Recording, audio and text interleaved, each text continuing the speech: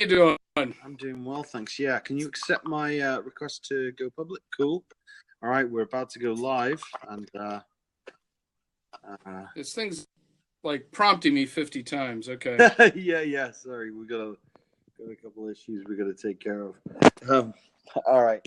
So okay. Well, yes. So nice to meet you. That's the first You thing. too. What's your product and your company, and can you tell me a little bit about yourself? Sure. Well, for myself, I'm Sean Gordon. I'm CEO of Sov Games. I've been a software developer for a very long time. I started as a teenager on punch cards. So I've got a lot of experience. I was actually on the board of directors of Loki Games back around 2000. It's one of the first companies that was porting games to Linux. And it was actually my cousin that started the company. I was an investor. So I've kind of had a long interest in games. And about a year and a half ago, I ended up product managing a game for a company and brought in a team. And we saw a lot of what was good and what was wrong with the type of game and the platform. The company was overstretched with some of their other projects and they went under, but this particular game was profitable. So we decided to kind of use as an inspiration to create our game Agame, which is a multi-platform time management game. It's a massive multiplayer online real-time strategy game. So what we did that was really creative early on is we decided to use the Qt toolkit for windowing. Now, what that allows us to do is we've got iOS, Mac, Windows, and Linux all with the same code base. Right. So a big problem that I had with this old client was their Android version was old and broken, had to be completely rewritten. The iPhone version was getting more and more broken as Apple deprecated code. And so I'm like, okay, we're going to avoid this whole problem, and we're going to use a unified code base. I've been using Qt since 2000, and they've just got this great, robust platform. So we did that. We actually have a working product right now. It's in private beta, but you can play and do a lot of basic functionality. It's just not quite done. Okay. Interesting. Earlier this year, we've been looking at. Is it possible I could get access to that? To check it out? We would need to set you up with Hockey app. Mm-hmm. Are you familiar with that? Yeah. Okay, you're on an iPhone, I imagine. Yeah. Let me ask my guy. We can talk about it after the call, and I'll send you my info and whatever. We'll set it up. I'd love to do that, but I interrupted you anyway. Please carry on. That's okay. I was transitioning to a new phase anyway. So I've long been fascinated with blockchain technology, but the utility of it, it was sort of irrelevant because it was primarily just being used for illegal activities, as currency. And ironically, that's why it got popular, was because of Silk Road and ransomware and this kind of stuff. The advent of Ethereum and smart contracts is fascinating and has led to this explosion of custom currency or tokens, which seems to be what Ethereum is mostly good at, is creating tokens. I'm a little concerned about its utility for building a lot of these projects that people claim they're going to build that never seem to get built. So we were looking at it to try to maybe make our game on top of blockchain entirely. But like I said, I found a lot of deficiencies for what I wanted to do within the existing framework. Now, that said, I'm looking at Dragon Chain, which is in an ICO right now. Their tech's gorgeous, and I believe we're going to do quite a bit of work on top of that after we finish this first phase. So after much analysis, much thinking, much brainstorming, we came up with the idea that we're doing now, which was sort of a limited integration of blockchain technology via cryptocurrency. So our game is free to play.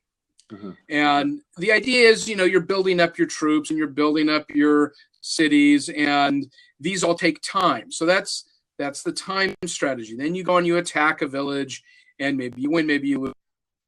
The world gets won, and when a world is won, you get your codes and your badges, and then it's closed, and the next world is open. Mm-hmm. So what we've done with that is we've avoided, and I'm probably jumping around a little bit, but It's all right. It's fine. World of Warcraft, for example, they had shops where people were building things up that took time, and then they were selling them for real money. Now, in our game, you can take time to build things up, but if you're just trying to do it so you can sell it, you're going to get your village captured. So you can't kind of go in there and just take time to build things up.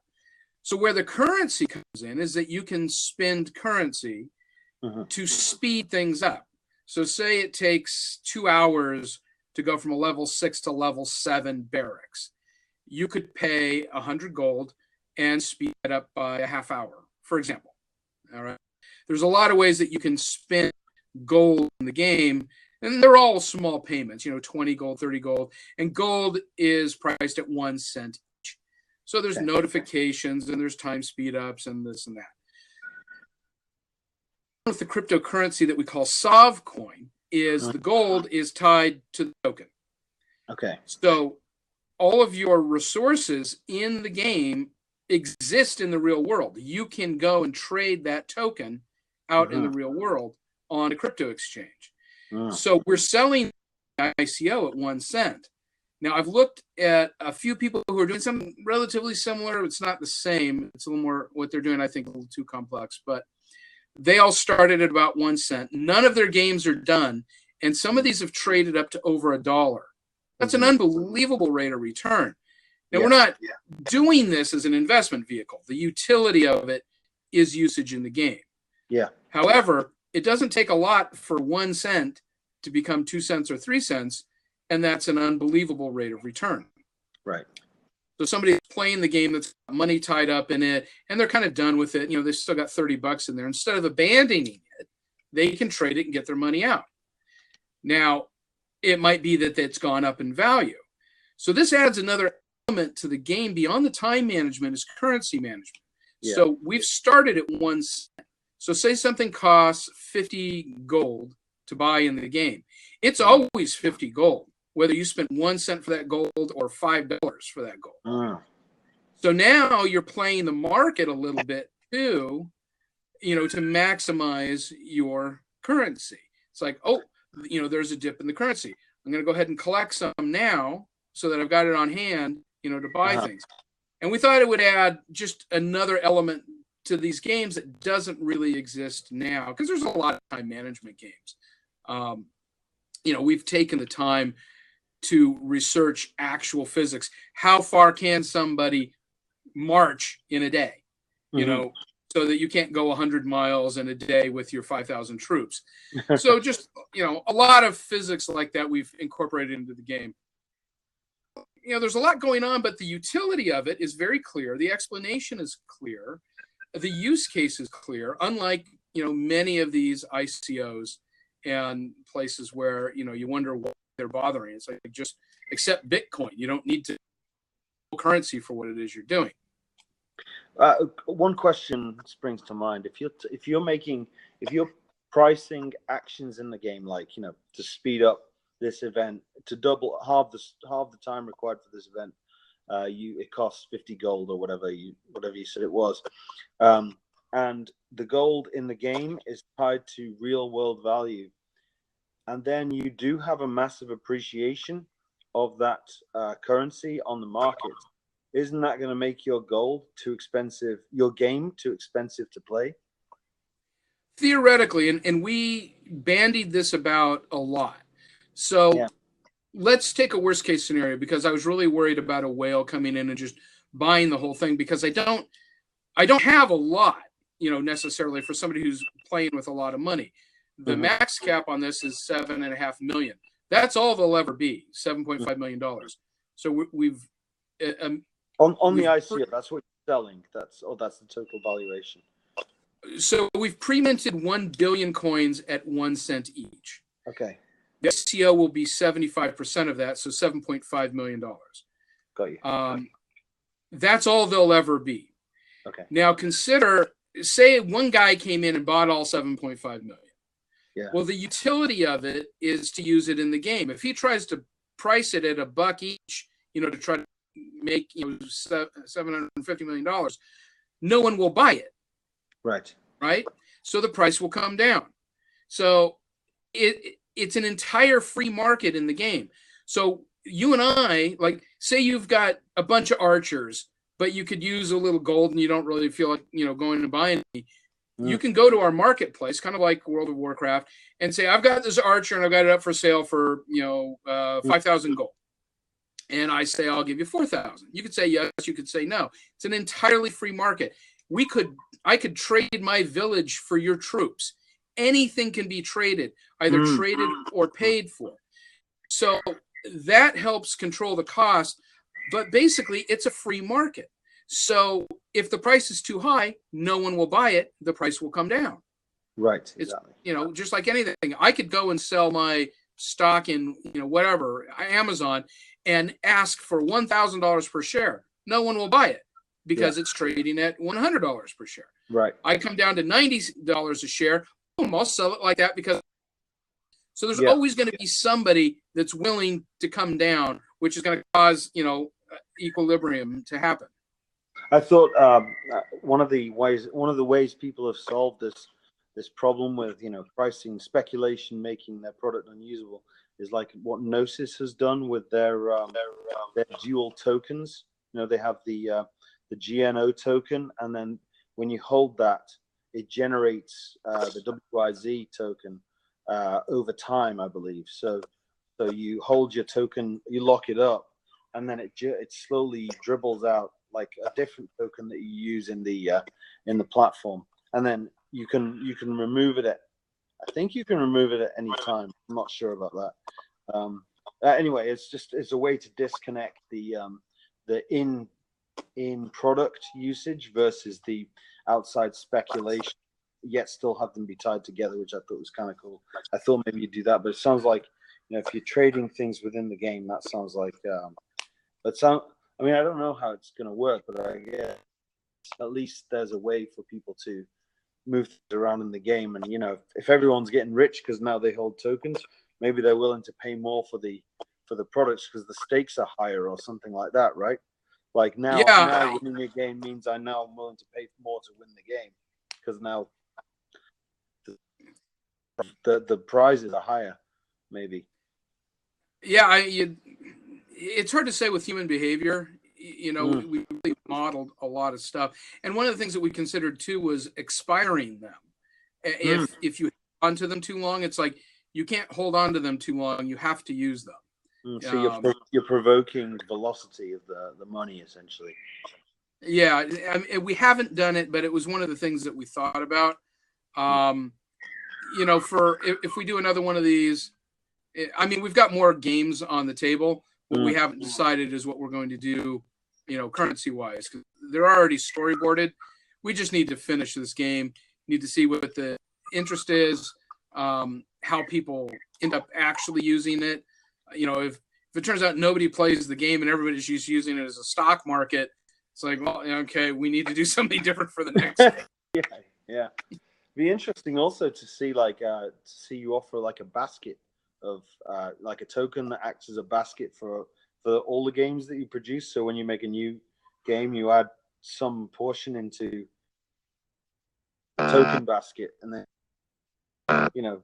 essentially invest in all the products you're going to create. But anyway, it's interesting. Do you have anything you can show? Like, you have a phone you can show up where I can get a feel for it or anything like that? Yeah. As an aside, we should add sharing. I composed all the music in the game too. Oh, awesome! So can you see that? Hold it a little high. Yeah. So that's the village view. We go to the map view so you can see the different villages. We can pick one to attack. Let me turn the volume down. So go back to the village. And then I can come in, I think it's in City Hall, and you can see all the different things that, the level that they're at, and we could tap on upgrade, and it shows the times there. I'm getting old. So, like, Aren't we all? Yeah. Like I've been just tapping upgrade on my sawmill now. It's got 21 hours if I want to get to level 12. Uh-huh. And then my stable, it's an hour to get to level 4. So then we can go to the barracks, and you can see we've got our archer, skirmisher. We're still working on some of the graphics. That's why I've got somebody from Monty Python as a skirmisher. And then, here's the smithy. We got RAM and catapult. We haven't done the graphics for that. So, I mean, primarily what we're missing is graphics on things. We've got wireframe stuff in there like this, but I can attack and build things up, and we've got built-in chat system. You create clans, and you can work with other people. Some things that we're tossing around are kind of bid worlds. What we found is people who seriously play these, they get tired of like newbies coming in and screwing things up. So you would have like a bid world where, I don't know, you put in $5 or whatever. So you're serious, you want to play this world. So these are all the serious players. And then maybe, whatever the pot is, maybe, there's a 10% payback or something. We got to be careful about gambling. Yeah, it's tough, right? When it can easily switch from real money to fake money to, like you can treat it differently depending on, the scenario. It's very interesting, complicated world. Yes, and the Securities Exchange Commission is making it more complicated. Yeah, they're trying their very best. Okay, cool. Sounds like a really cool project. When is it? When's the ICO starting? ICO starts this Sunday. Okay. Is there a pre-ICO, or are you starting? No, I mean, an ICO is pre by definition. I see these pre-ICOs for pre-alpha code. It's like there's no such thing as pre-alpha code. That's a sketch on a piece of paper. Here, I'll show you. I just did some pre-alpha code at church the other day when I was sitting there. That's pre-alpha code. Okay, right there. That's a design. So let me ask you another question. Is it discounted? Because I agree with you. I mean, this pre-ICO thing. How can it be before? How can you be issuing coins before the initial coin offering? That doesn't make any sense at all. But I guess the question really is: are there early bird discounts and things like that, or is it kind of is it like a one price from day one, or how are you? Okay, so here are the salient points. The Sov coin is 1 cent each. Minimum order is $10. We are setting the exchange rate continuously to keep Ethereum as tight to that as possible. So we accept Ethereum, but because the utility is in a game, we are accepting fiat currency through debit, credit card. I think even PayPal works. So in that case, obviously not inside the game, right? It'd be on the website or whatever. Yeah, it's on the website. So you could buy your tokens, but in general, this is for people who are interested in it for the game. If you want to be able to cash it into Ethereum, then that's going to be a one-on-one with you to ensure you're the right person and get your address, and then we'll transfer it out. Otherwise, it's kind of a holding area for the game. So the first 1,000 buyers who buy 50,000 or more of our coin, which is $500, will get 10,000 of our coin free. So that's $100. Okay. So there is a discount there. Yeah, so that's a 20% bonus. That's not too shabby. So $500 buys you $600 worth of tokens. Right. Right. And we're going to run the ICO for 2 months till December 23rd. And the game is cruising along. The main purpose to doing this, we've all been doing it in our spare time for over a year now. I mean, this is all I've done without a salary for 6 months now. We're very serious. And, this isn't just a white paper and a website.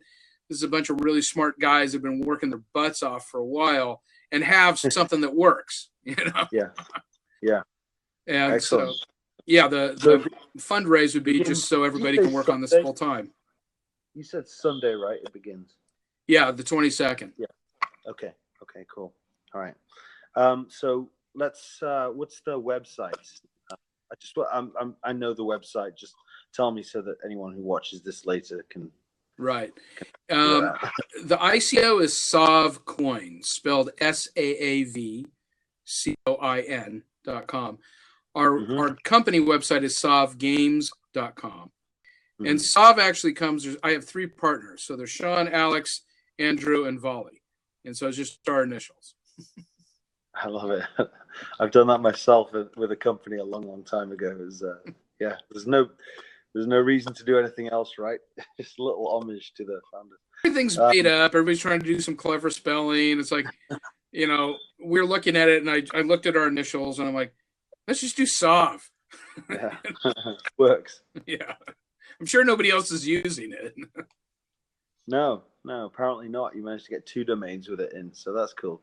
Okay, well, so I'm gonna play around with this. I also have there's a really good friend of mine who's on this platform who invests in a lot of indie games, and I'm gonna refer him to this. I'll probably show him the video, and if he's interested, he'll probably hit you up and ask you to talk. But awesome. Otherwise, I'll at least share him the video. So yeah, fantastic.